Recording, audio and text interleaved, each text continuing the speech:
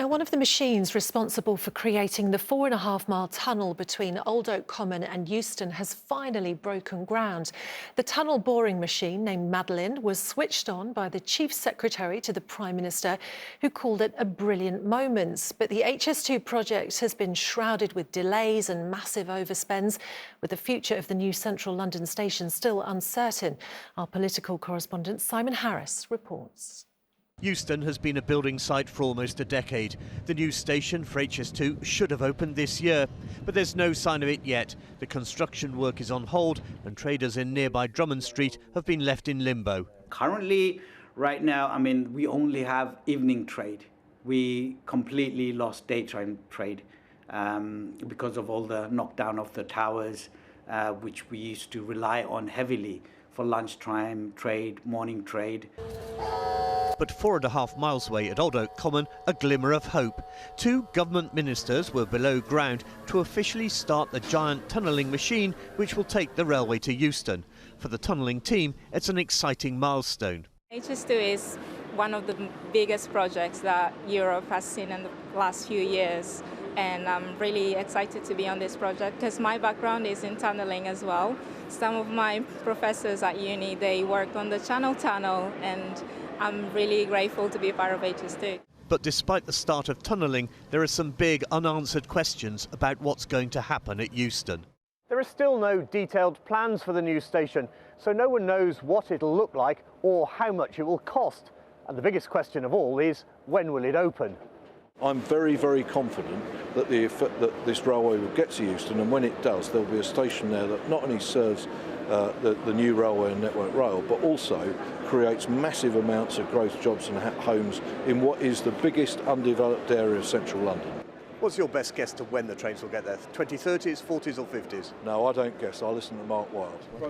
Mark Wilde is the chief executive who was appointed to clear up the mess.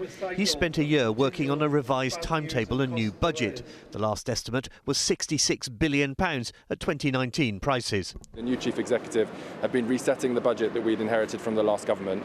They've been funded through to 2027 with the enabling works, for example, on this tunnel boring project, and then they'll need to resubmit the business case for finishing that off. Is there a possibility that business case might not stack up? Well, look, they're going to have to make the business case stack up. If anyone knows, you're the man who knows. When will HS2 get to Euston?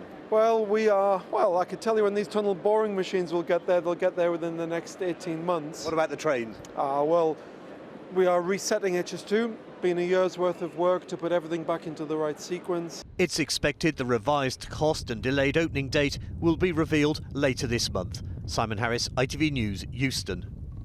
Good evening. Tool theft is a growing problem that's destroying the livelihoods of more and more tradespeople, some of whom don't feel like they've had any justice. Well, today, the extraordinary organisation behind the crime was laid bare, with the Met revealing it's recovered the biggest stash of stolen tools ever found in the UK, compared to an Aladdin's cave. The £2 million haul was found in Ilford by using tracking devices that had been fitted to the equipment. Our correspondent Simon Harris reports. This area is being treated as Zone 1. Inside a terraced house in East London, an extraordinary haul of stolen tools in room after room. And this area is being treated as Zone 2. This area is being treated as Zone 3.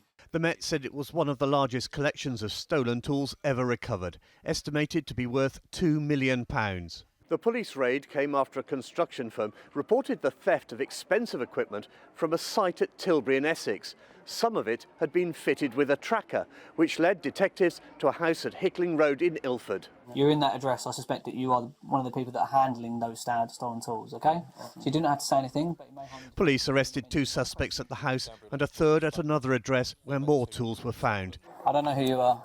Everybody gets it, OK? But they're just going to go at the front, all right?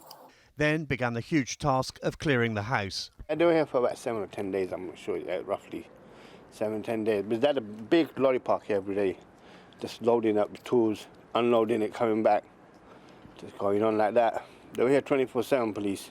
Shu is a gas engineer and victim of tool theft turned campaigner. He was asked by the police to help find the owners of the stolen tools. It was Aladdin's cave, honestly. There was room after room after room which led into all these tools, and we thought there was only 5 zones, so they had to split the whole place. There were that many tools, and then going from the back of the garden they discovered another room which was again full of tools, and that room led to another room that was full of tools. It was amazing just to see the amount of tools that were there, and I would put a value, I'd say over 3 million, but they have to be a bit conservative with it, and they put a value of 2 million on it. Last year, ITV News followed police investigating tool thefts as they raided car boot sales in London and the home counties. These are often used by thieves to dispose of their stolen goods. In particular, we're worried about the rise of boot sales and the illegal selling of tools at boot sales. That's normally where they turn up. So we have tools being stolen from people's vans overnight, stolen from building sites, and then ending up at boot sales. That's why the government needs to do more. Detectives say the suspects are thought to be part of a criminal gang selling stolen tools online to customers in the UK and Europe.